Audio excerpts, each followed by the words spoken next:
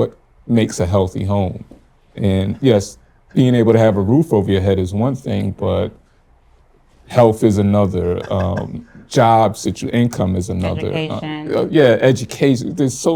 And we only deal with one aspect of it, but I think that's where the partnerships come into play with other organizations. Welcome to YIMBY Nation, a podcast exploring U.S. housing and the roadblocks to building more equitable neighborhoods. Join Jimmy, Peter, and V as they, and special guests, offer their unique perspectives on building more diverse communities and addressing the social problems that emanate from the lack of decent, safe, and affordable housing. Our hosts have served in the fields of advocacy and nonprofit, public, and private development, and are driven by their passion for community empowerment. Join the conversation and share your thoughts on social using hashtag YIMBY Nation. Hi, welcome to another exciting episode of YIMBY Nation. Today we are joined by Kevin Taylor, Executive Director of Nest. Kevin brings over 2 decades of experience in the intersection of architectural planning and non-for-profit community development. Kevin, welcome to YIMBY Nation. Jimmy, Peter, and I are very excited to have you here today. It's a pleasure to be here. Awesome. So for our listeners that are not familiar with you and the work that you do, please introduce yourself and tell us about your background in architectural and how that led you into non-for-profit community and development, and ultimately your role at Nest. Okay, it's a long story, but I'll try to shorten it as best as possible. I guess how I got into architecture in the first place, I was artistic, I would say that. Work with my hands, I was artistic. But at the same time, I didn't want to produce art. I didn't want to be a painter or a sculptor or some of those type of things. I wanted to do, at the end of the day, I was kind of settling on carpentry. And so my dad worked for UPS, and he was like, you're not working with your hands. I want you to work with your mind. I got to go out here every day in the snow, rain, no. And, he said that to my brother just as well. And so I was like, well, I don't know what I'm going to do now. I got to figure this out. And just happened to be waiting for the bus one day in downtown Waterbury, looked in the window, and I saw some blueprints sitting on the desk. And I was like, oh, well, I kind of do that with my CAD work, because I was taking CAD classes in high school. So I started digging a little bit more about it and stumbled upon architecture. And it's like, well, I've always been trying to design my dream home. So, hey, this might be it. Unfortunately, the schools I wanted to go to, I did a lot of artwork, did a lot of stuff during my high school time, but never saved any of that work. It was always for somebody for the most part. And so all these schools were requiring portfolios. I didn't have a portfolio. And I would say my SAT scores was made from the math. As far as the English part of the SAT, I'm a slow reader, so that's a whole nother story. But I was fortunate enough that Hampton University, it was a historically black college, accepted me into the architecture program. And then from there, I came on back to Waterbury with a dream of wanting to revitalize the north end of Waterbury. Now, getting into architecture, started out working for Ames and Whitaker, went up to JCJ Architecture, back to Ames and Whitaker, started our own practice with a friend of mine. And it was at that time, honestly, working with JCJ Architecture, where I realized what I really wanted to do with this, because most people who interact with an architect are wealthy individuals, corporations, municipalities, but it's never the folks, well, I should say never, but it's rare that you see folks who are either look like me or come from a middle, low income sort of background financially. And then when you look at some of the urban communities, they're poorly designed. I mean, the infrastructure, the engineering, it's just the homes, everything is poorly designed compared to, say, a West Hartford or something along those lines. Mm-hmm. So that's when I kind of realized, I want whatever I do with this skill that I was able to garner through Hampton University to benefit that particular set. And so that's left JCJ, went back to Ames and Whitaker, and then I started our own practice. And then from there, I transitioned over to the Waterbury Development Corporation, which is a quasi sort of entity that was for the city of Waterbury, working on their development. I was fortunate enough to get the senior project manager position there. So oversaw, my very first job was the restoration of and renovation of Waterbury City Hall, which is a Cass Gilbert building, $36 million project. And then got into a lot of brownfield redevelopment. So did that for like 7.5 years or so. And then that's when the door here at Nest, which was back then NHS of Waterbury, opened up. And now I'm at where I always wanted to be, having the ability to focus on urban communities from a design and engineering standpoint, providing quality level of housing, creating green spaces and bringing art into the community and all this other type of stuff. So that's the short story of it. I love it. It sounds like you have a passion for this. You work with your hands, which means you could have been in construction. Yes, but I could have. You have Yes. architectural degree. I do have questions for you about why you gravitated toward the quasi-government, or rather, these kind of deals that requires government subsidy, and versus why you never went into private, because you have all the qualities to become a private developer, which sometimes is it's a lot less red tape in developing and building a neighborhood. But you chose to go the community end, which is great because you're helping the community, you're helping your neighborhood. But I am curious as to seeing why you didn't gravitate toward the development and construction on the private sector. That's a good question. So that was part of my goal. I was going to open up my own architectural firm, which kind of did at some point. And I do have my own architectural design firm now.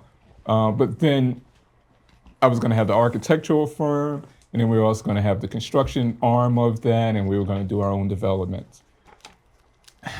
Nest is sort of like that. It's just that I don't own it.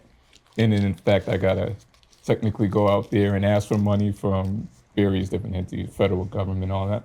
So I say all that to say that was my intention. But whatever reason, this was the path that I think God laid out for me. And there's a lot of reasons behind why I say all of that, and I won't get into it. But this is what was laid out for me and where I feel at home in doing it this way. Now, there's still part of my life, hopefully if I live, long enough that I can do some more of this stuff after I retire from Nest and do more private work. But yeah, right now, this is where I'm supposed to be. Awesome. Hi, Kevin. How would you describe your organization's mission, and what distinguishes your organization from other development organizations? So our mission, the way I describe our mission is that we're trying to create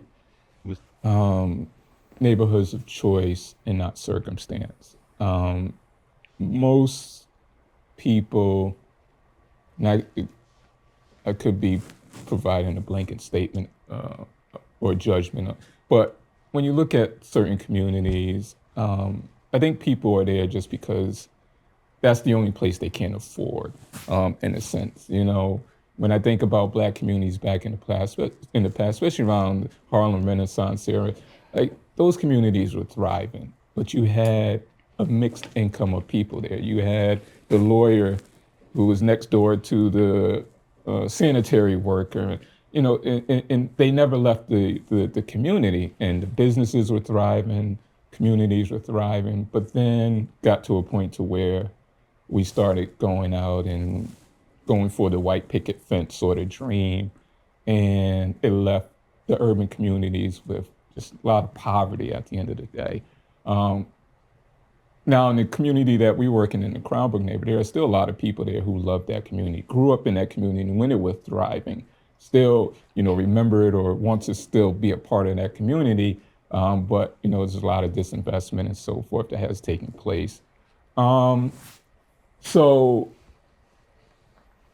like, our mission is to make sure that that neighborhood is like a neighborhood in West Hartford.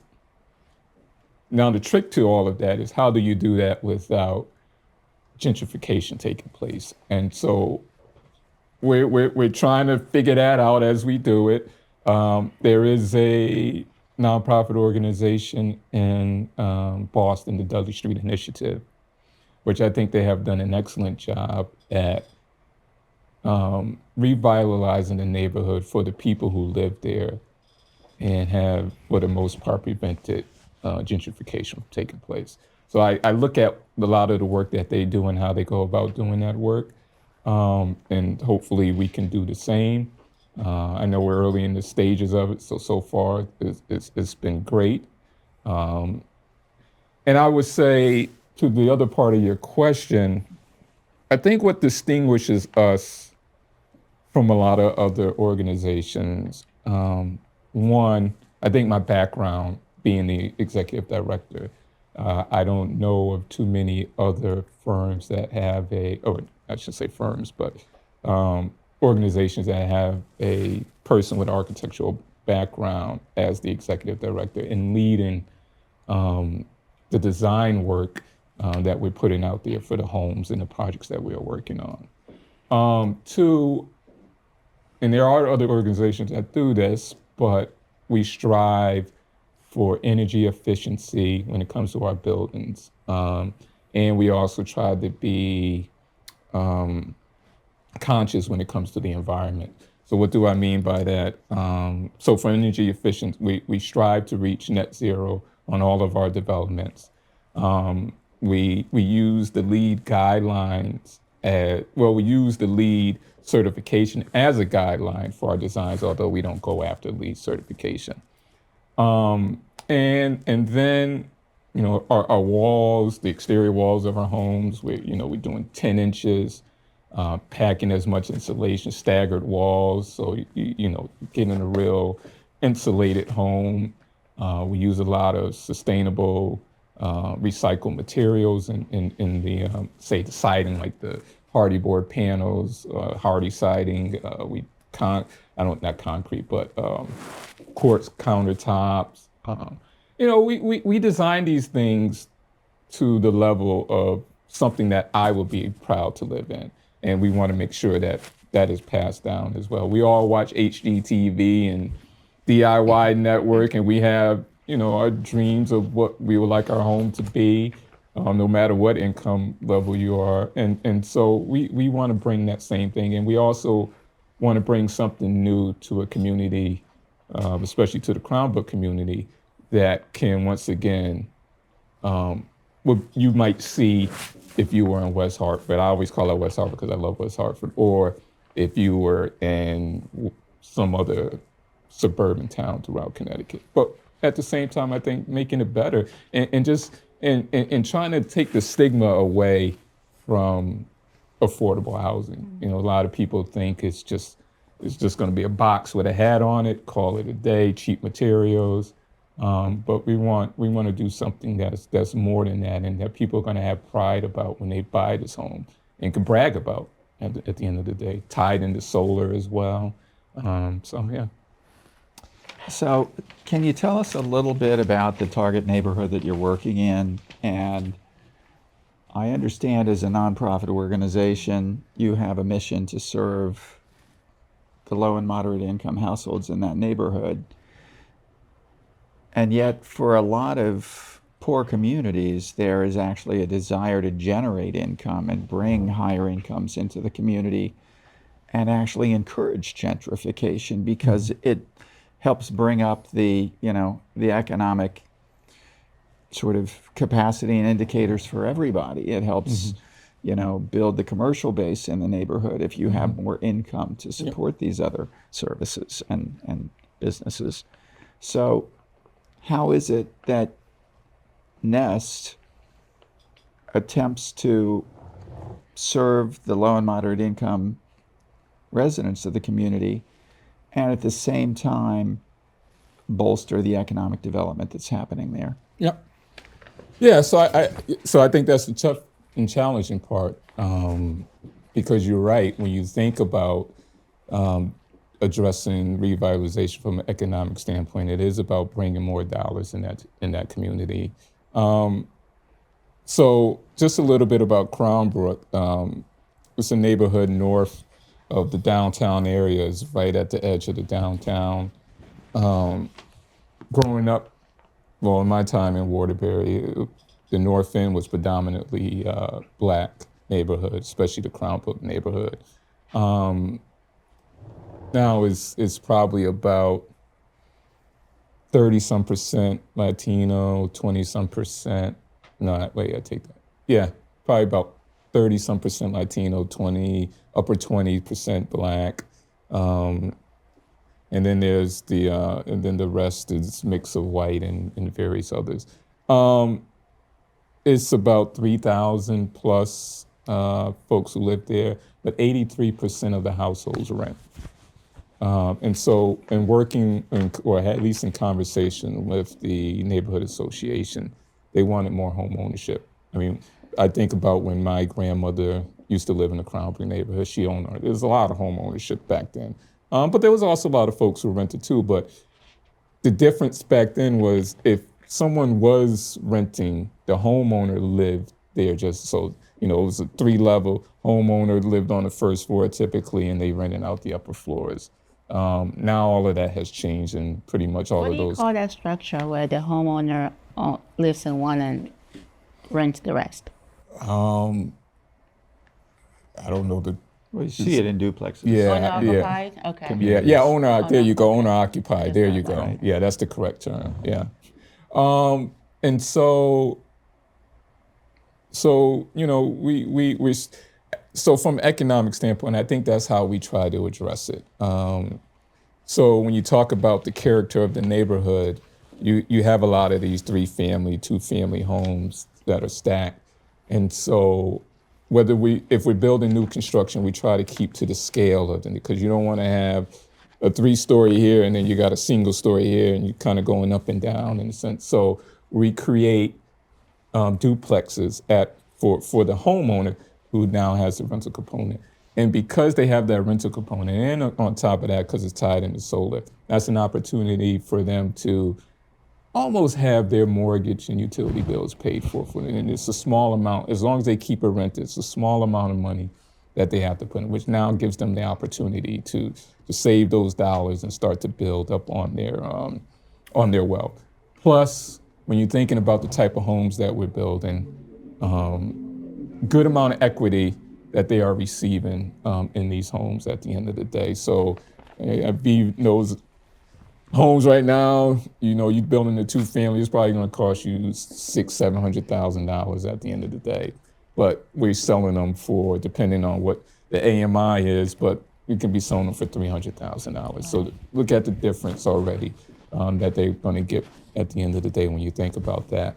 Do you restrict their equity upon resale to keep them affordable for the next No. group of owners? No. So there's an affordability period. And so the state may say that's 20 years, that's 15 years. But then after that point, you can do whatever you want with that. I like that model because I hate to restrict someone from, real estate is one, I would say, the easiest way to build wealth.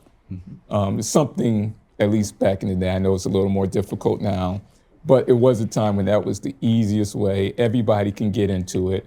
Yes, there was redlining and all these other type of things, but still, it was an easy thing to get in. I think about my grandfather who had a middle school education and how much property he bought in the South and opened up business. That was the way how he built his wealth and passed it on to his 10 other, 10 kids and now us, in a sense. And so that's the easiest way to do it. And so here's an opportunity to get folks who may fall in that 50% to 80% AMI within that community to buy a piece of property, especially, we're early in the stages of this, so it's only going to get better. So you get in early and this home is going to build this equity for you over the time.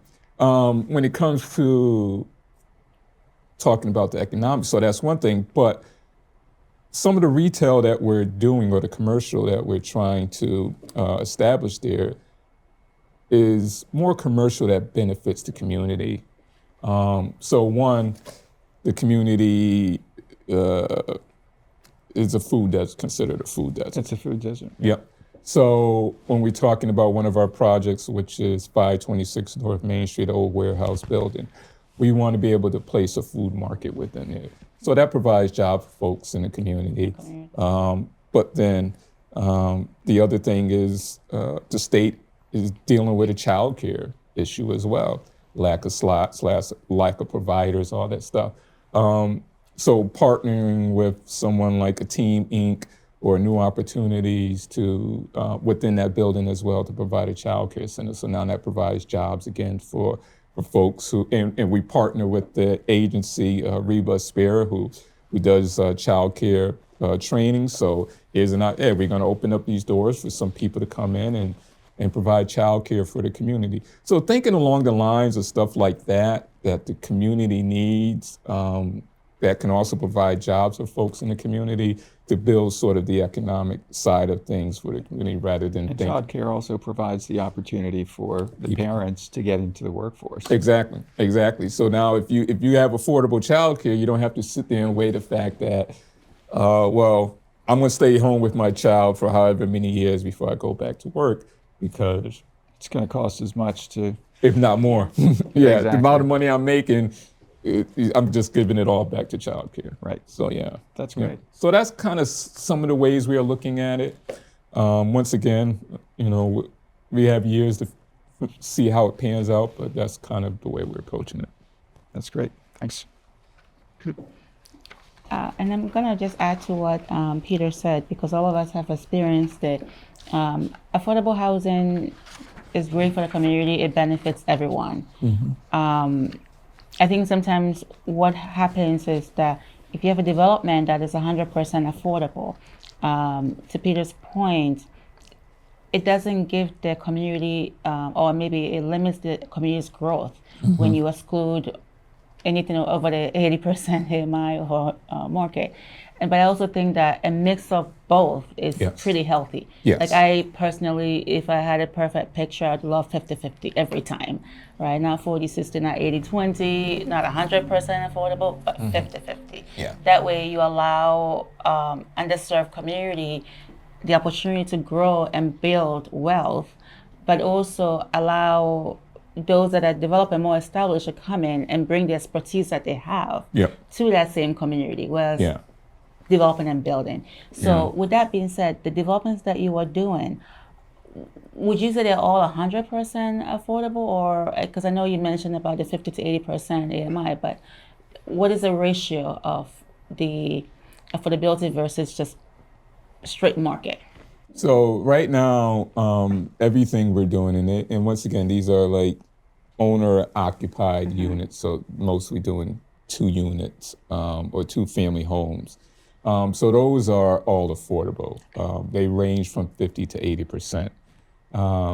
There will come a time as we get a lot of these, the pipeline, the projects that we have completed, it'll afford us the opportunity to start to do some market rate just as well. So we're probably, I would say at this point, maybe 4 years out from doing that.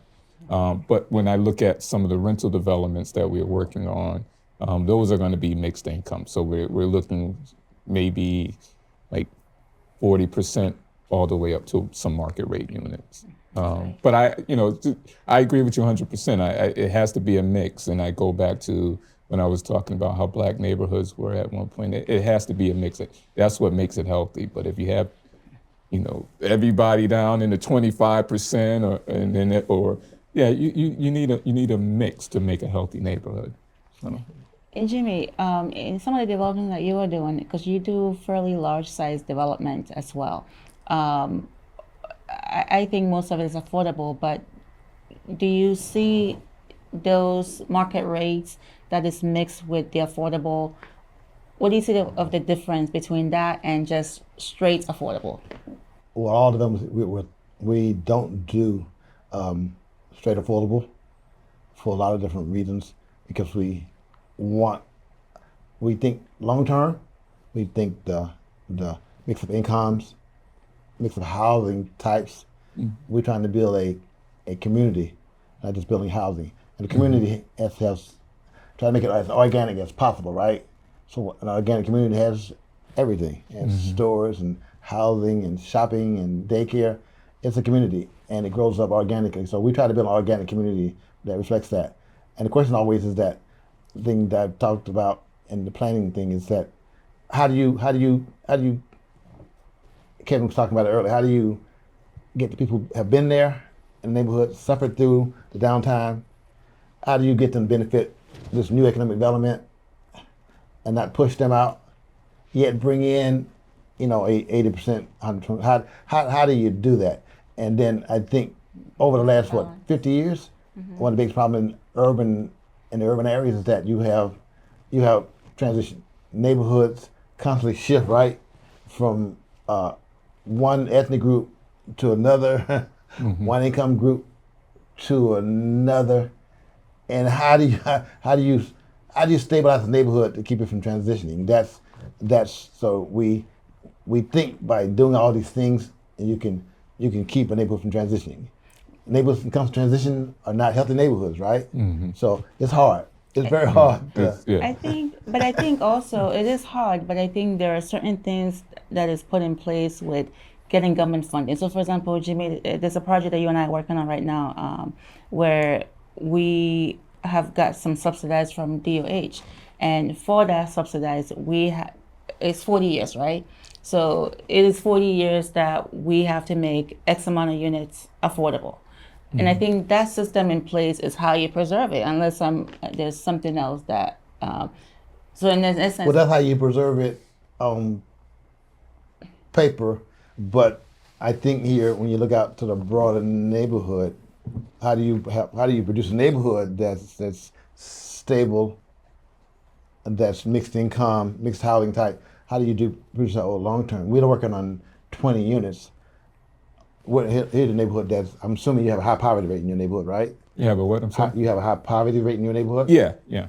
And, at some point in time, you want to decrease the poverty rate, right? Right.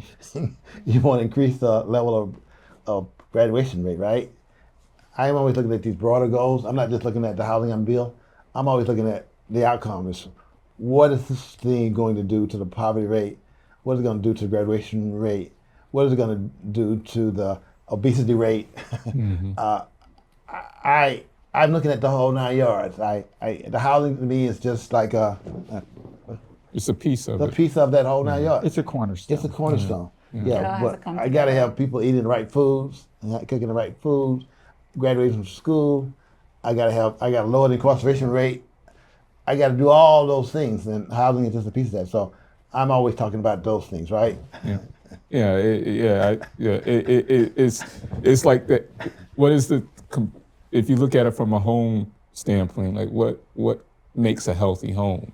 And yes, being able to have a roof over your head is one thing, but health is another.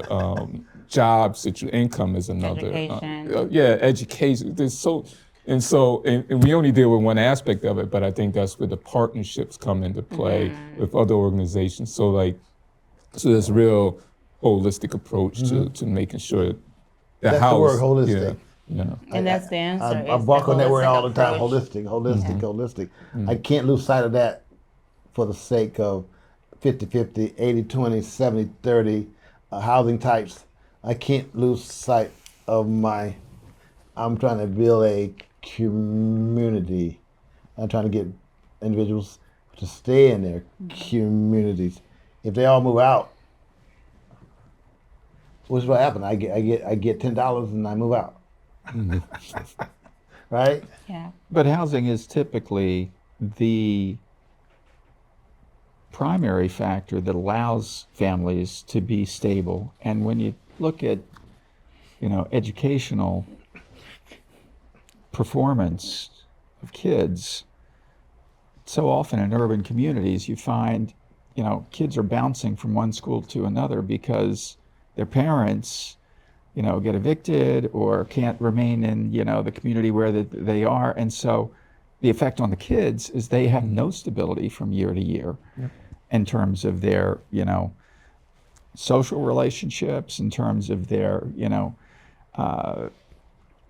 confidence in where they're going to school and, who they know.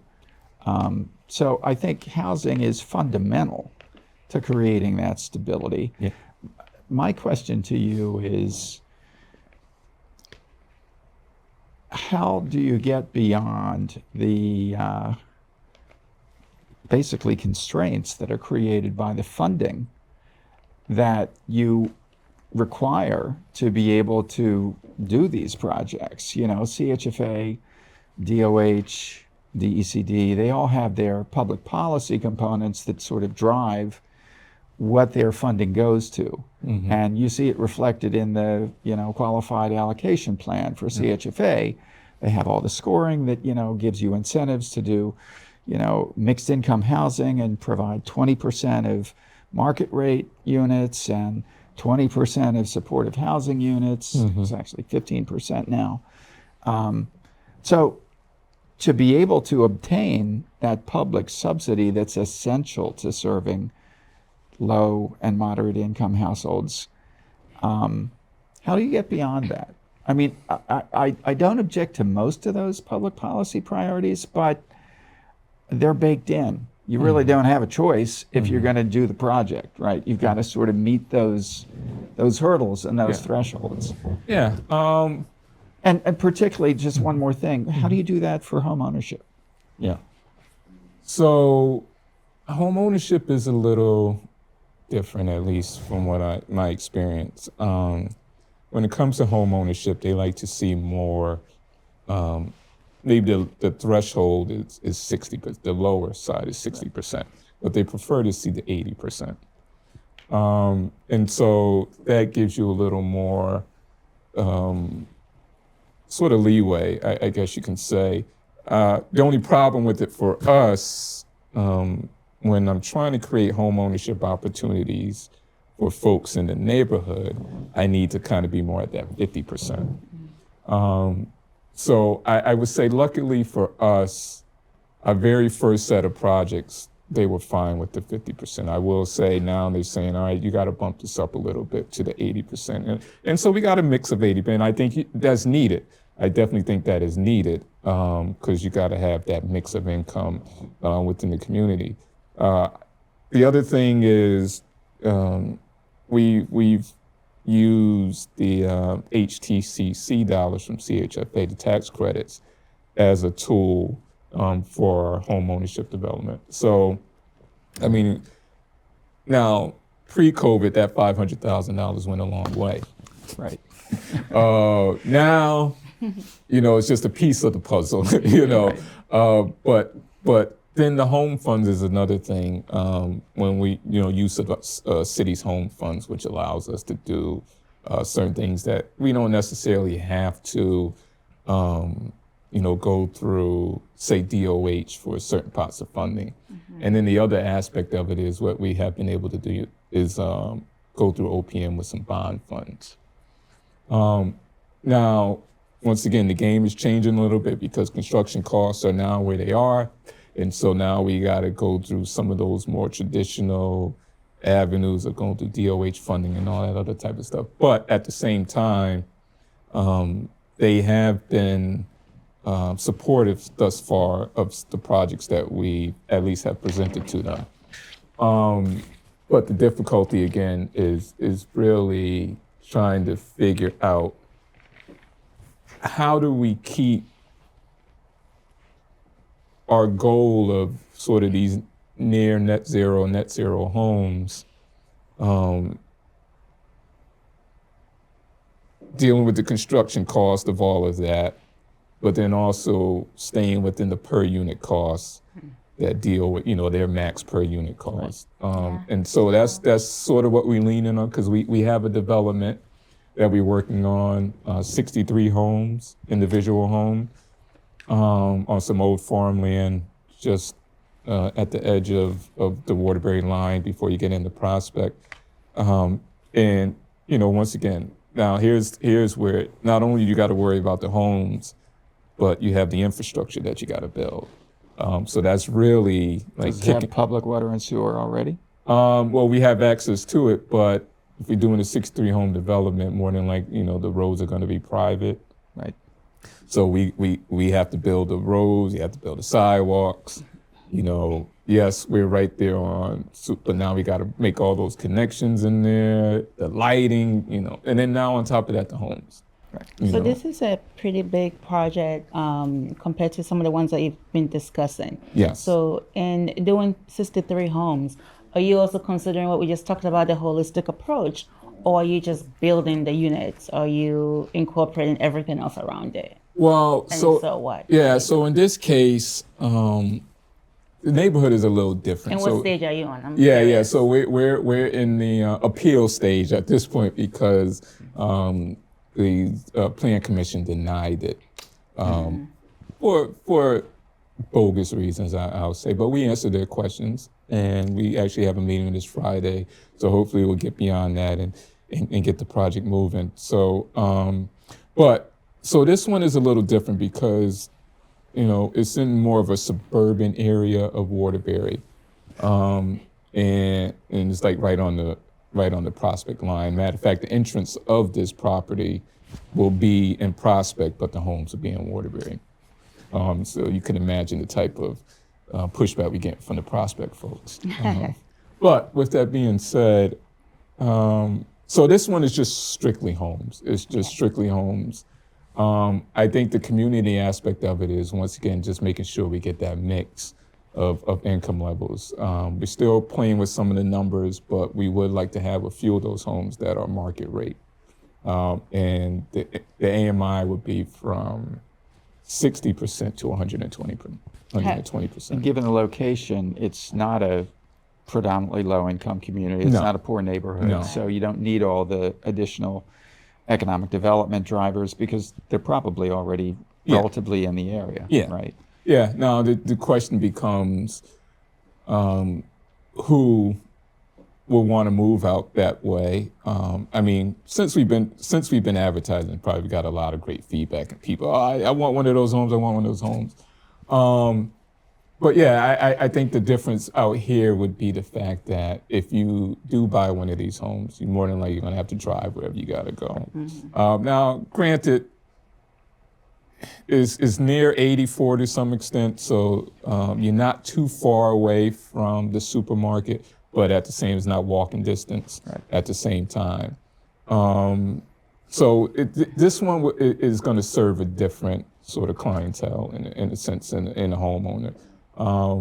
Probably someone, once again, who's probably a little more established economically, financially, I should say, and has the ability, to drive, whatever, so forth, compared to depending on the public transportation system or having stuff that is in walking distance. So that sort of live, work community, no, it won't be that. But it's a different type of development. And I think a development that is needed. So when you think about perfect example, the type of family this or household this works for. CBS News, Nightly News, was doing a story on housing affordability in the United States. It was a series they was doing every night or once a week or something like that. And one of the stories was actually on a Waterbury police officer. So him and his wife been looking for a home for years, and their range was about $300,000. That was like 320,000. And of course, the market, they go look for a home, somebody comes in with a cash offer or whatever the case may be, or they give more than what the home is worth, or they tell you, well, we'll sell it to you, but you gotta waive the inspection and all this other type of stuff. So they never, I don't know where they are at this point as finding a home, but that was their story. But this is, and if I recall correctly, his wife was a teacher. But this is the type of home that will be suited for that household in that development, or even just a young couple who just got married and been looking for a home. This is an opportunity for them to be able to get in and buy a 2-family home or a 3-family home at a reasonable price. If the project gets approved, how long are you thinking about between pre-development and construction? And also, do you have a gap? I mean, what is the gap looking like between the? Yeah, so that we don't know yet. Kind of got an idea of the cost, but still working on that. And I wish I could tell you the answer to that, but we just don't know it at this particular point. What I would say that can make the development easier is having the city take care of the infrastructure. If the city can support the infrastructure, make them public roads, then this will make the development dollar-wise a whole lot Well, we easier. have to make sure the city get this tape in. Why don't you ask them again? Yeah. So I think the first step for us, though, is let's just get it approved, Yeah. and then we can start to have those conversations with the city. Yeah. So you're saying you got denied for the? We got denied. Zoning? We got the Plan Commission denied it. So there are reasons, and I'll go into that. So this development sits on Route 69, right along Route 69. Busy road, cars flying up and down. But mind you, there's already homes on there, and kids are going to school. I sat out there I shouldn't say every morning, but I sat out there a couple of mornings and afternoons to see how the kids get back and forth. Bus goes along 69, they stop, put the sign out, cars stop, kids hop on. So anyway, their concern was how are the kids going to get on the bus? Route 69 is busy, these cars are flying, they're ignoring the bus, all this other type of stuff. Traffic, one of the favorites for One of the NIMBY favorites, opposition. yep. Traffic and infrastructure. Yep. And then the other parking. one would be park, but in this case, but then the other one would be what it's going to do to the school system. Yeah, exactly. So, Change the color of it. yes, You should have taken your YIMBY sign with you, right? yes, I should have. Cross out the Y and put it in there. Yeah, that's So what it that is. was one thing. So, and we already had the conversation with bus company. They said, well, just do like any other, like we do with the rest of the kids. You just pull up. So anyway, they wanted us they wanted to see a plan for that. Get The other wires. thing was they wanted us to do a traffic study on the weekend.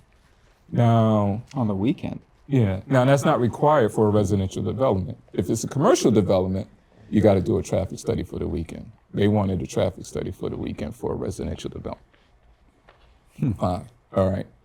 The other one was they didn't know. They wanted to know where the excavated material was going to go at the end of the day. Now we could give you that. Remediated material? No, but we gonna have to excavate for the foundations, They're all worried that about type the of. soil? Yeah, the soil. Where is it gonna go? Like we need to know where that's gonna go. All right, we can tell you that today, but if we don't start this development, construction-wise, 3 years down the road, that person that we told you is gonna accept it more than likely won't be able to accept it at that point in time. We're gonna have to find somebody new.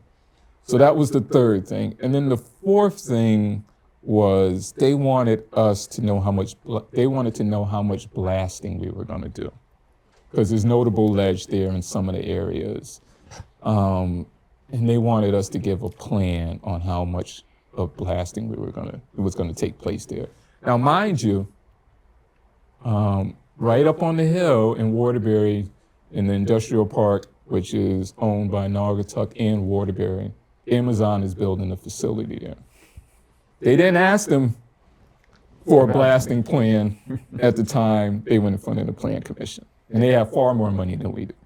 But they didn't ask them for that. And it's a far larger facility. Yes, compared to a couple of homes. So that was their argument. That's why they denied it. Who owns the land?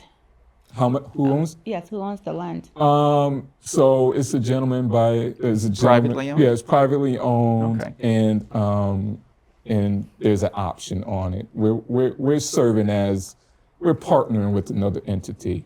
They have a deposit on option on it. Okay. Yeah. So So where are you now with the approval? You're appealing and then? we filed the appeal in the court, and we have a meeting this Friday with the city, the planning department, to go over our responses to their concerns. And you're optimistic? Oh yeah. There's no, I don't see why it wouldn't. They wouldn't agree to our findings or our answers to their concerns. It's the funny thing. I'll say this. So I don't care what development. I don't, even if it's in an area where people accept us or an area where people don't accept us. I always go and ask the local representative, neighborhood associations, before we put anything pen to paper. This is our thinking. This is what we're thinking about. Do you accept it? Went to the mayor. Yeah, fine with it. He said, I know that people are going to be concerned, have an impact on our school system, but we'll deal with it. So he was fine with it. Went to the state rep, who was also an alderman and a police officer. And I went to him and I said, this is what we're proposing to do. Is this something you can back? Oh yeah, definitely. Now mind you, he also sits on the plan commission and he was the main one who denied it. We had 3 meetings with the neighborhood association. Very first one was like, you had a third who was against it, you had a third who was for it, and you had a third who I need to know a little bit more. By the end of the third, I think it was 3 or 4, I can't remember. But by the end of the last meeting, our loudest critic approved it. He agreed with the project. He supported the project. So I think I say all that to say, I think we're good. And going back, and then I had the conversation, I ended up running into that same alderman / state rep. And he walked up to me in an event and he said, did you appeal the project? And I said, yeah, what other option did you give me? He said, I'm glad that you did. Okay. So I don't know what game he's playing, but. Yeah, unfortunately, you probably won't know, but at least you are doing what you have to do. So that's important. Yeah. Is there so you have some great minds here, Peter and Jimmy. Is there anything in specific on either that development or any upcoming development that one you want to share with our listeners, or you want to get input from this team here? Because even though we are hosting, we do understand very much your market. Yeah, so our market is mainly home ownership. We do have 10 units that we manage and own, but when I'm talking about the 526 North Main Street project, which is the old Chase Brass warehouse, there's another opportunity for us over on the Cheshire borderline of being able to put 200 units. So this is new. The the rental side of it is fairly new for us, especially of this size, 93 units, 200 units. And so I'm just curious, I'm assuming you have some knowledge and background when it comes to the rental side of things. 40, 50 years. Yeah, I can use a lot of help and support. And whatever else you can give me when it comes to the rental development. Carve it up into phases that you can finance. Mm-hmm. Yeah. You can't bite it all off in one piece when you're at that scale, particularly with construction costs now. I think sort of the sweet spot for tax credits, for 9% credits, is probably 50 units. Mm-hmm. So your 90-unit project, you might be able to take down in 2 phases. And we can, because it's an L shape, so we can do a wing and then a wing. Mm-hmm. So that's one critical thing. Mm-hmm. You've got to look at what your gap is and what your sources are for that gap. You're going to get so much in a first mortgage based on the incomes that you're serving and the rents that they can pay. Mm-hmm. And beyond that, then you're going to look at tax credit equity. If it's 4% or 9%, is probably going to be the largest piece of financing. Mm-hmm. And the rest you have to find through public dollars typically. And that's where the challenge comes, because there's always more projects applying than there are dollars for. So that's where you have to really, and what we often do is to build a project based on where we know the sources are, so that we check off all the boxes and can actually score effectively and take down the financing that we need to build the project. I mean, it does restrict you in some ways, but if you can't build it otherwise, you kind of have to, have to play that game. Yeah. And I agree with Peter. I think it's always important to first do your development budget, identify your sources and uses, because then that tells you what your gap is and what you're going to need. I know that right now, currently, DOH is on a mission to increase housing. Yes. So there is funding available, and that's one of those ongoing that you can tap into.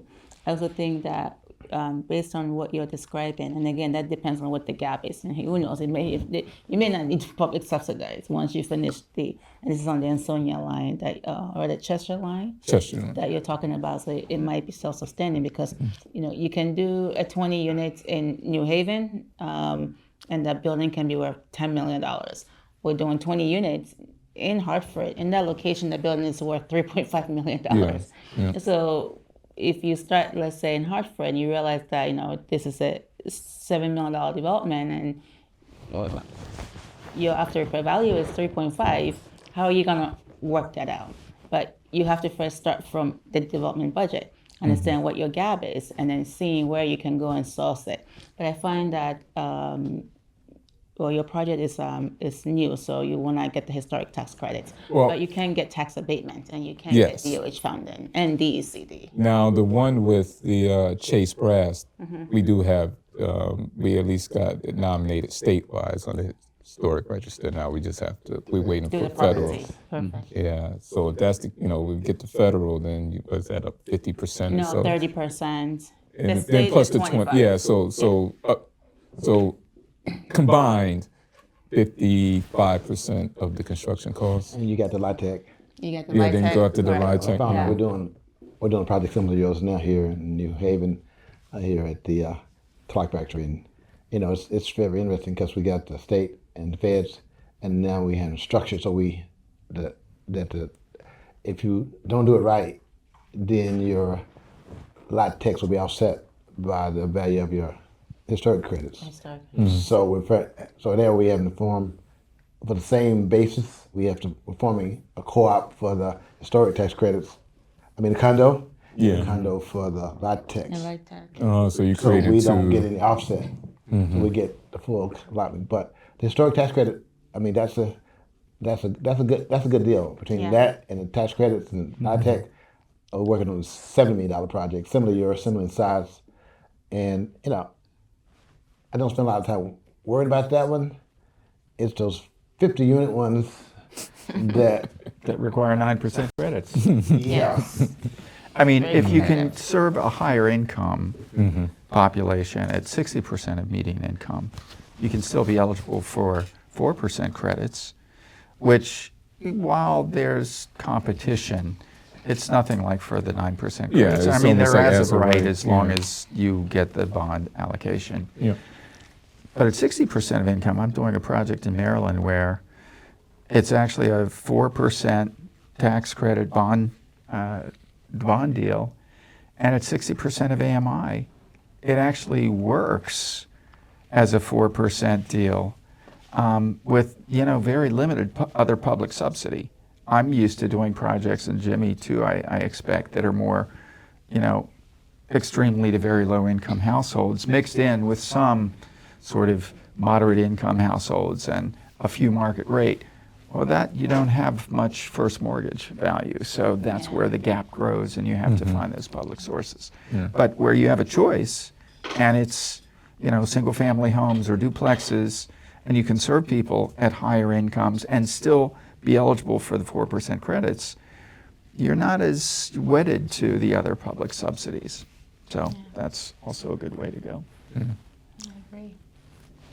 I agree. Yeah, I know. So the 10 units that we do own, financially, that model doesn't work. So when I came on as the executive director back in 2013, they broke ground on this development. But 5 of the units are for folks at 25%, and then the other 5 are for households at 50%. 3 bedrooms, 2.5 baths. But our expenses exceed the income that we bring in, and every year, Gotta use the scale, huh? yeah, Are you able to increase the rents? I mean, even if we did, It's still at 25. It's Kinda use the scale. barely putting yeah, rent in yeah, it. and you know, when probably after a year or two, I go back and look at the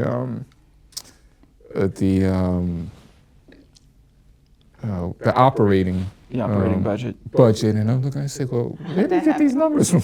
Right? We right. projected this, but now it's running at this. Yeah, it was just so. I said, Insurance is off the chart, yeah, right? who did this? But You anyway, did, right? yeah. I do the same thing. Like, I like, who did this? And I say, it was me did that.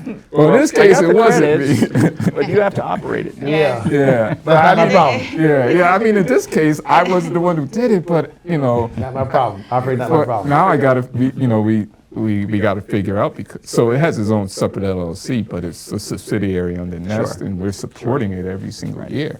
Like 20 grand. Did you Jimmy. get much of a I wanna say something. a property tax abatement? So that's what Because we're that's fighting. one way to give yourself. We're some- fighting that now, and learn that like the city is supposed to assess it based off of the affordability. Yeah, the affordability, and they're not doing that, and so we appealed that, got denied. So now the only avenue at this point is to take the city to court. So now weighing the option, do we Benefit of that, right? do we do that knowing lawyers rich. everything else that we have on the table and the city's work? No. Is it worth it? It's not. It's Right, not. it's It's not. not. Yeah, It's yeah. not with you know. I like when I work with Jimmy on housing, especially private housing or affordable housing. Jimmy is more gravitated toward affordable, and I have to come in with market rate. So ultimately we come to a medium point. But leave it to Jimmy alone, be 100% affordable.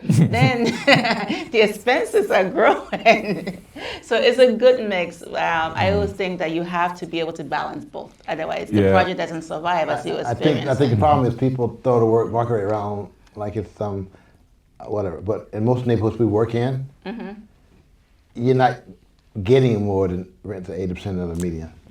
So Fair market rents from your market rate we have house. to stop Exactly. that concept. In most communities we work in, you're capping out at 6%. You can't get 80% rents. But the neighborhood we're working in right now in Hartford, we can't get 80% rents. They'd be $2,900. So that's the thing. We can say market rate, and we put a thing together. Luckily for Federal Home Bank, they let you do market at 60%. Right. But Chapel, they want market to be over 80. 80. That's not possible in most communities. In most communities that you and I work in, you can't get 80% rents in your neighborhood.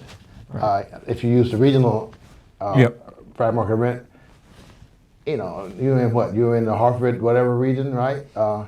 East Hartford region. No, Waterbury. Waterbury. Waterbury. So, you don't have your own MSA, right? You're in the MSA for. That's independent of Hartford. yeah. We well, yeah. So I know yeah. because the metro. So Yeah. we use the New Haven. New one. Haven. Okay. Yeah, because That's we're what in I'm New saying. Haven County. Yeah. Okay. Yeah, and Okay. so those numbers, 80% median, and it's huge in these neighborhoods, and that's all the rent you're gonna get in your neighborhood. If you Yeah. can get, you probably can't get 6% of the median in your neighborhood. For market. So that's the market. Yeah. So I hate people use the market. That doesn't mean anything to me. If I can't get 120 of FMR, it's not market. And why am I gonna throw away a tax credit at Well, $300,000 a unit? Yeah. When I can, right, so I'm doing everything below 80 because that brings me tax credits.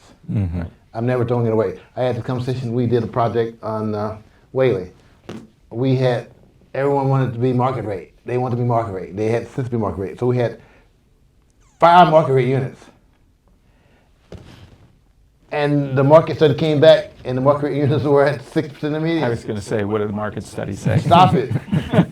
So I went back and said, we'll make them workforce housing between 50 and There you go. 80, but I'm not giving them my tax credits to go over a number that's meaningless. It's meaningless on Whale Avenue. And then you got to support it on top of that. Yeah. The construction of it. So Right. that's why I'll be long gone. But that's how it works in this, development. There's no other way. Yeah, and that's the thing I've been learning, and I think that's the frustrating part. It's spiritually, Yeah. right?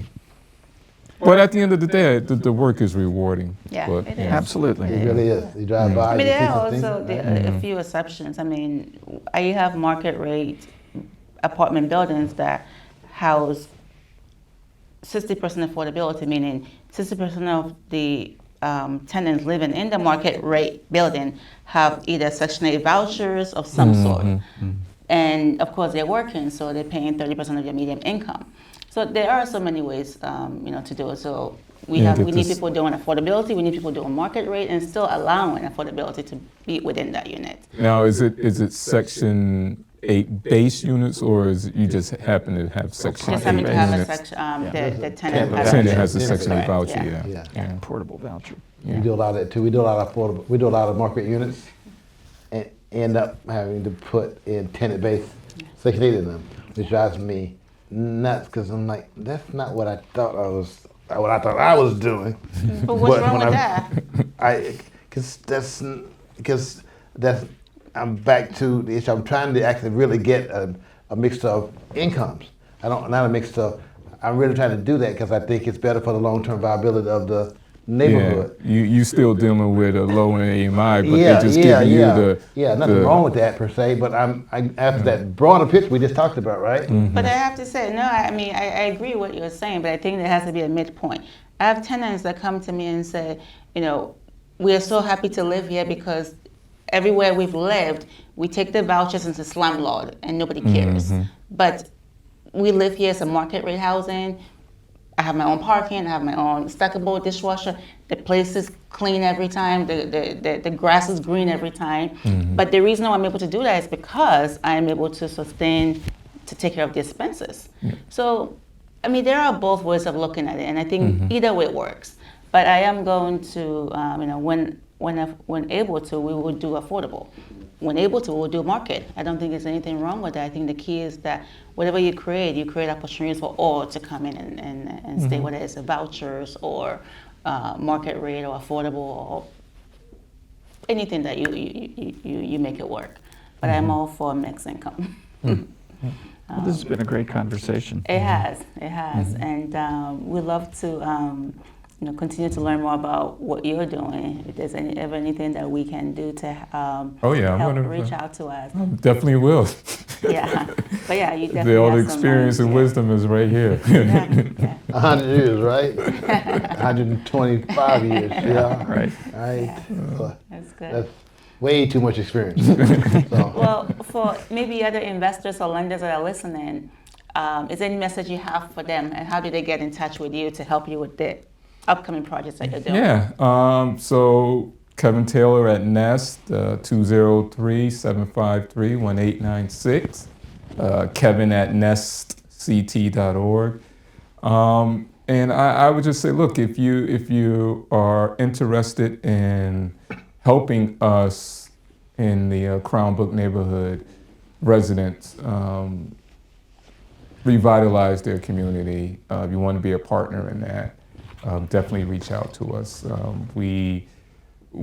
I think, especially when we're talking about these larger developments that we're working on, we already got a lot of partners that that we're working with to get these jobs done, and so we're always looking for more partners. It's a lot of work, and a lot of work to be done, and doing it on your own is not fun. It's No, not fun. you're saving You need those lives, you're partnerships. preserving communities. Partnerships are key. So Yeah. partnerships are definitely key. Yeah. Jimmy, any last words? no, I am a junkie here, and if I think Peter are always available. We can't help ourselves, so if you need our advice, seriously, No. definitely call upon us because this is what we do. I got to keep Our Peter entire career. out of Maryland. Yes. get him back home. You know? Project here in field. And But seriously, we would love to help you in any endeavor. I guess we've seen a lot of growth in a lot of cities. I think Waterbury is prime, right? yeah, Yeah, Yeah. for sure. it has the need, and clearly it has someone in you and your board and organization that are perfectly positioned to provide that support. Absolutely. Thank you for the offer, and I definitely will be reaching out. So you Good. Definitely. And thank you so much for joining the YIMBY Nation podcast today. Thanks for joining us and listening to today's episode of YIMBY Nation. Continue the conversation in your communities and on social using hashtag YIMBY Nation.